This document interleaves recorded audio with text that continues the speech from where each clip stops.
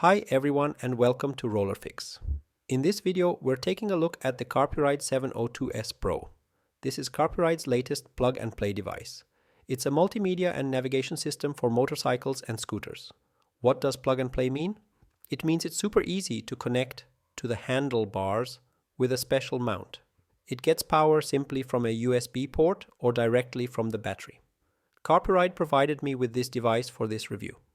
My condition was that nothing would be dictated to me about what I had to say.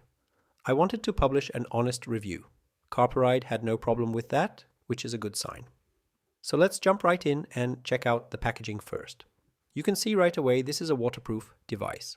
It's IP67 certified. That means it's dust and waterproof. It has CarPlay, Android Auto, and Bluetooth.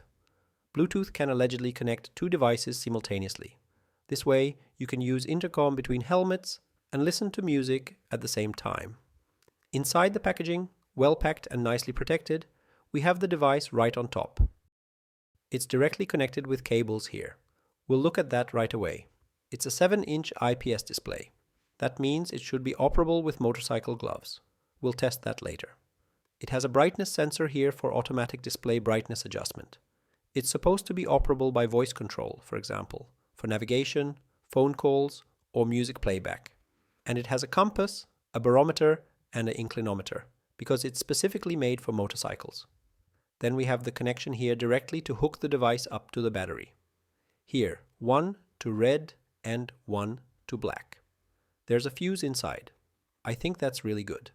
That protects our electronics and the device simultaneously. Well, thought out. And we have a wired control here. We'll see how that works in a moment. Let's see what else is included. Here's a USB connection, so we can either connect it directly to the battery for those who don't have a USB port, or we can unscrew it at that point and connect it via USB. I think I will connect it via USB on my scooter, but I'll also test the battery function. Then we have three mounting options. First, with a clamp on the handlebars. There are also rubber shims for this, so you can attach it to handlebars of different diameters. Then you can install an articulated joint here. That goes on the handlebar, then a movable articulated joint comes here, and then the navigation device. This allows for very flexible positioning and moves it a bit further away from the handlebars due to this joint. The second mounting option would be to remove this ball here or this one and attach this clamp directly to the handlebars. Or the third option would be to permanently mount this to the handlebars. Remove the ball here and attach this securely in place of the ball. Then the ball wouldn't be there. That would probably be the more rigid option, but it also looks like the most stable to me. But because the mount is quite wide here, probably not all handlebars, I don't think mine either, will have the space for it. Then we have an additional fuse here. As we saw, there's a fuse installed here to protect the electronics, and an additional fuse. I hope we won't need it. And finally, an owner's manual, but I think it's only in English. Yes, it's only in English, but I'll show you how to connect it. So you might not even need the manual. Then we also have a small package taped to the back with two keys. The keys are for removing the device from the mount. So you can simply leave the mount on the motorcycle or scooter and just take the device off and pack it away. Only the mount stays on the machine. And when you want to continue riding, just press it on and it's firmly installed again. So let me show you a few things about its operation. Once Bluetooth is connected, I have an Android phone. It automatically starts Android Auto. I just exited that mode. But you can also start it manually from here. As you can see, by the way, I haven't mounted it. It's currently just running from a power bank. So if you want, you can take a power bank and mount it on a bicycle too. That would also work. It's simply connected via USB. Then you can choose whether you want to see the map in full screen mode or a split screen, meaning a divided screen, for example, with Spotify on the side. You have to be aware that apps like Google Maps, Spotify, etc. are not installed on this device. The device only has Apple CarPlay and Android Auto. This means it only mirrors what's happening on your phone. Accordingly, the operation on this device. For example, you can't easily zoom in or out in Google Maps. All the functions of Google Maps are simply not there when you operate it on the device. but it works flawlessly if you enter the navigation on your phone or search for the address on your phone, zoom in and out, and then use the device only for navigation. The same applies to Spotify. If you go into Spotify via the device, Spotify is not installed on it, you'll notice small stutters, just like with Google Maps, by the way. It also stutters and lags a bit. And with Spotify, for example, if you try to scroll just a few songs, meaning slowly scroll, a few songs down or up, sometimes Spotify starts scrolling uncontrollably. That's also because Spotify is not installed on this device. So it's best to set up music or navigation on your phone and then put the phone away. Then it will also work perfectly on this device. Now let's talk about the operation via this wired remote control. It only has 3 buttons and not many functions. The top button is for answering calls.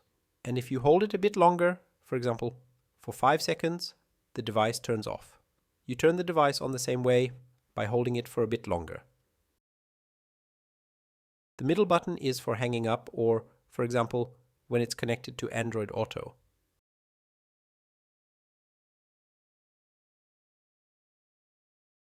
Okay, it takes a moment for Bluetooth to turn on automatically.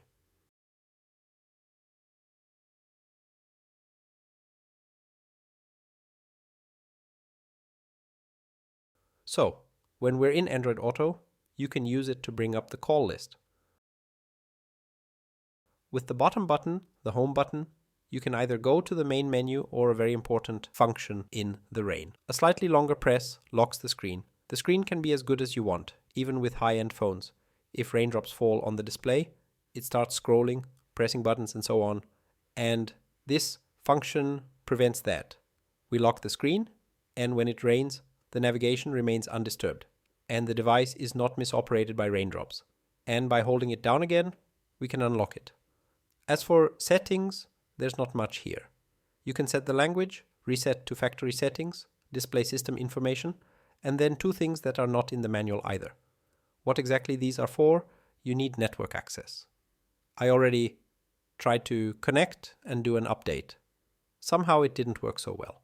So I can't exactly understand what it's for. It downloads something, but it doesn't install it. Connecting the 2 headsets did work after a few attempts. As you can see, they have the same name because they are from the same manufacturer. But I really wanted my headset to be in position 1, because if you want to operate the device by voice control while driving, for example, navigation announcements, it always plays through the headset that is under number 1. After that, it worked well, both devices connected. On both devices, you could listen to music very synchronously. Also, the intercom, or switching from music mode to intercom, worked very well, flawlessly. Then I also find the option for automatic lighting settings here. Quite nice. You can also adjust the lighting manually, turning it down and up, but who does that while driving? You can simply set the lighting to automatic and then you can see how it regulates itself. Of course, the lights for the video recording are behind me now, so it's turning the brightness up. But you can cover the sensor with your finger, as if we were driving into a tunnel. Then you can see it gradually adjusts the brightness to the lighting conditions. Then we drive out of the tunnel again.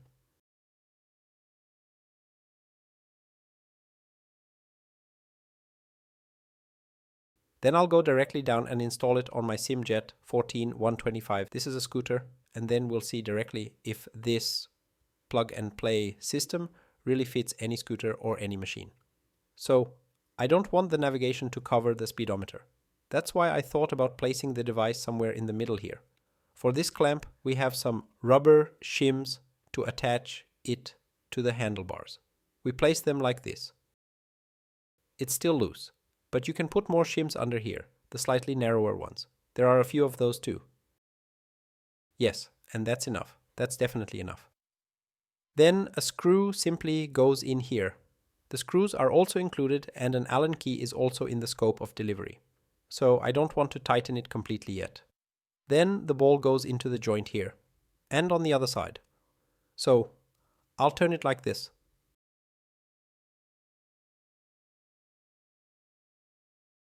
See? You can place it directly in the middle. You can turn it however you want. You can fine-tune it when the device is already attached. I'll do that in a moment. And the device simply clicks in here.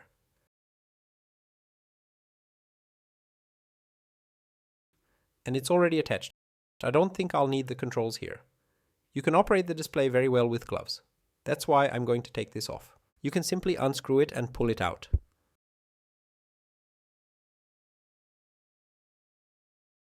What I find strange here is that this cap goes on here, for the part you usually put away when you don't need it, and then it's just at home. And this cap, which stays on the scooter, is not waterproof. It's strange that the cap is not on here. Then I said that I would simply connect the device to the USB port on my scooter. But then I noticed that my USB works with switched plus. That means I only get power when the ignition is on. And I don't want that. I want constant power here. For example, if I need to enter a stop at a rest stop or check the further route, I don't want to have to turn on the ignition so that the light, which turns on automatically, draws more from the battery or have to run the engine. I just want to turn on the device without having to turn on the scooter. That means I will remove this here and connect the device directly to the battery. Then we'll check immediately whether the device draws power when it's turned off. Whether it would also fit scooters that have the battery in the helmet compartment at the back. There are scooters that have the battery here, for example. So I would say that in most cases, it should be sufficient for such scooters as well. The cable length is okay. You're not laying a straight line, but it should still be enough over the footwell. Now I've routed it through here on my scooter. Then I only had to loosen a few screws here. There were 3 screws to receive the cable here. And you can now simply pull it up through here and then out here. But that's not necessary. For example, if you have a motorcycle that has a USB port directly here on the handlebars. Many have that, or on the tank, you can simply connect via USB.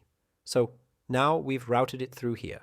However, I would recommend not just leaving it like that, but wherever you can reach the cable you just routed, to fix it with cable ties, for example, to other cables or to the frame, so that it doesn't get stuck anywhere, rub anywhere, but is neatly laid.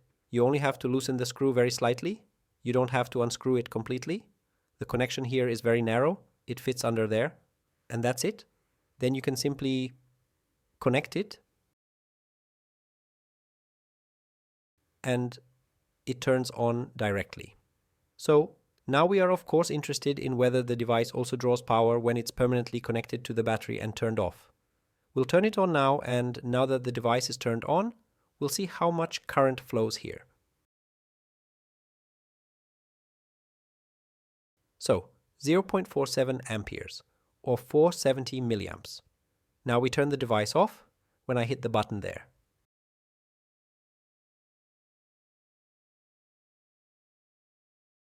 I don't believe it myself, but it seems no current is flowing here. Let's talk about the touch display, which can be operated with motorcycle gloves. My wife, for example, has motorcycle gloves that are designed with touch function. That means you can operate the display well with them. In contrast, I have normal leather gloves, also motorcycle gloves, but without a separate touch function. Just normal leather with reinforcement. And yet the display can also be operated with them. I've been using the device for about 2 weeks now, and I have to say it will definitely be with me for the next and all subsequent tours. Not because of its extensive range of functions. Of course, it's not a tablet that can function independently with apps, navigation, and so on. It needs a connection to the phone to have the essential functions. Apple CarPlay or Android Auto. Sure, you can take music with you via an SD card. But who does that nowadays when there's Spotify or YouTube Music, for example? But, at least for me, it doesn't need many functions. When I ride, I want my navigation. I want my music. And that's almost enough. And of course the giant display, where you don't have to focus to read small text, as is the case with a phone. Because everything is displayed large here. You can see the display very well in all light conditions. It doesn't glare at night. In sunlight, it's bright enough to see everything on it. I had this problem with my phone, for example, that when I wear bright clothing, I can hardly read anything because it reflects so strongly from the display. Here, no problem at all. Here, the display is significantly brighter than on the phone. And although you need the connection to the phone to fully use the device, the phone doesn't suffer.